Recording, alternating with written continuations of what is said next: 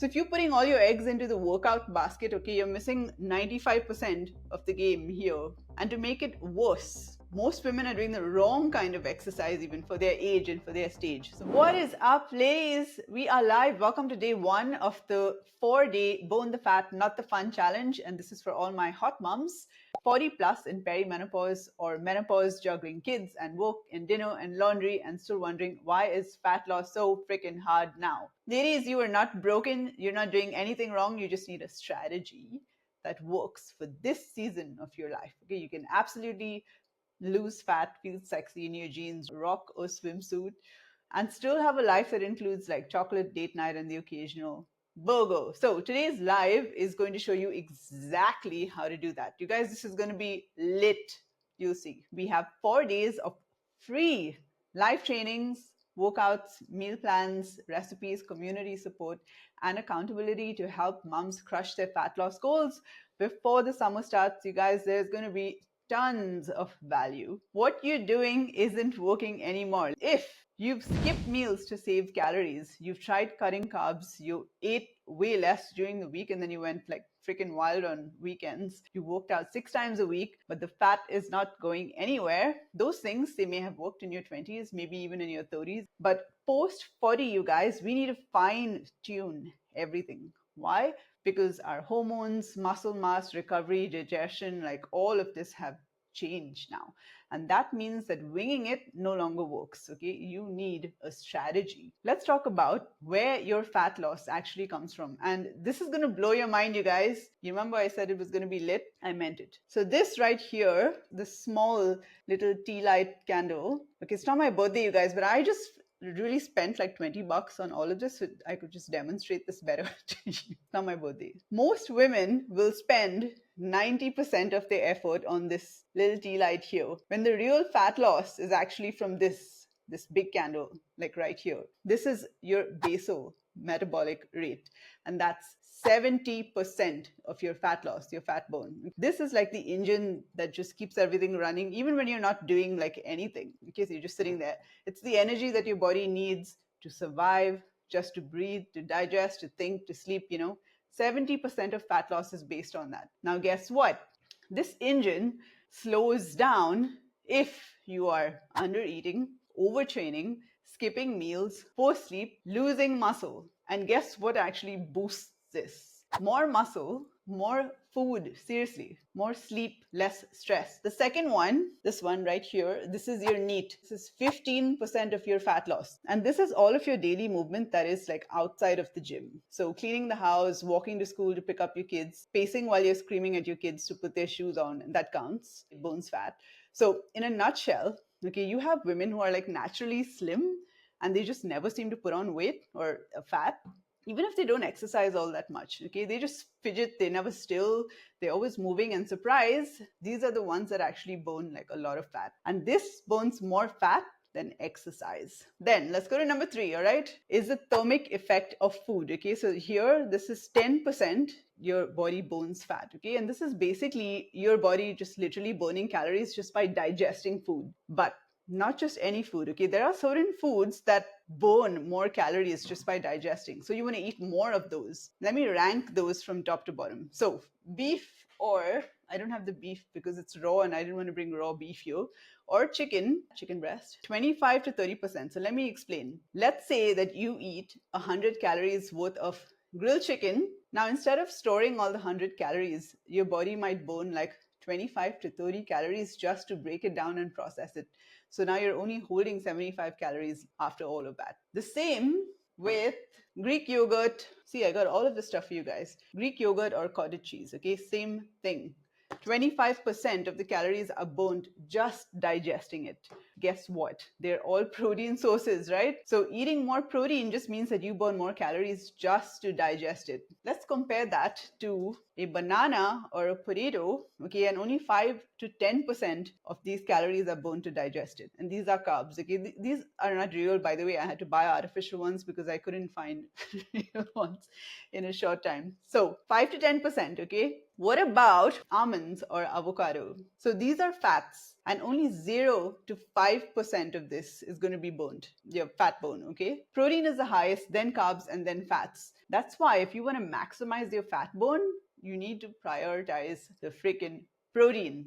It boosts your metabolism, it keeps you full, and it helps you hold on to muscle, especially going into or towards menopause. Now, this is super interesting. Lastly, number 4, right here, the smallest one. You're not going to believe this, you guys. This is exercise. Hands up if you're always like checking how many calories you burned from that workout that you did. You guys, exercise, this is just 5% of your fat burning potential. So if you're putting all your eggs into the workout basket, okay, you're missing 95% of the game here. And to make it worse, most women are doing the wrong kind of exercise even for their age and for their stage. So at our age, it's easy to stress our bodies out. Super easy. Not just that, our bodies actually take longer to calm down after we're stressed out. So, and stress, what happens? It slows down your metabolism.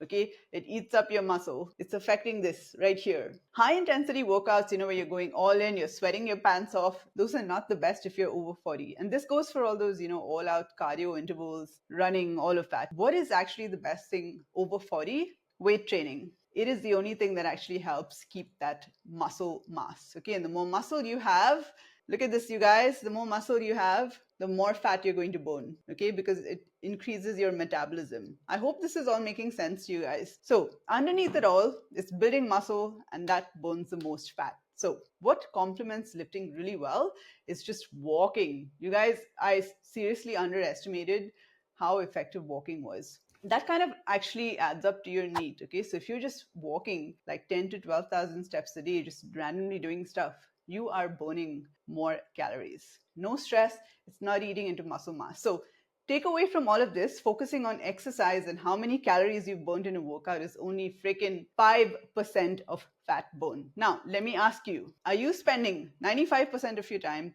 focusing on the 5%, watching how many calories you burned, because that's what's keeping you stuck. Okay, you're sweating buckets in your workouts, but you're ignoring your basal metabolic rate, which is slowing down because you're eating like a fucking bird. You're NEAT because you're sitting on your ass for most of the day because, oh, I did my workout. Or the thermic effect of food because you're sabotaging and undereating, you're not getting enough protein. So what actually matters, your metabolism, BMR, 65 to 70%, your metabolism at rest. And that depends on how much muscle mass you have. NEAT, daily movement, steps, doing stuff around the house, okay, 15% of your fat burn. Thermic effect of food, which is calories just from eating the right kinds of food, aka protein, 10%, and then exercise, which is 5%. So stop pouring all of your freaking energy into just your workouts. We need to focus on food and metabolism first.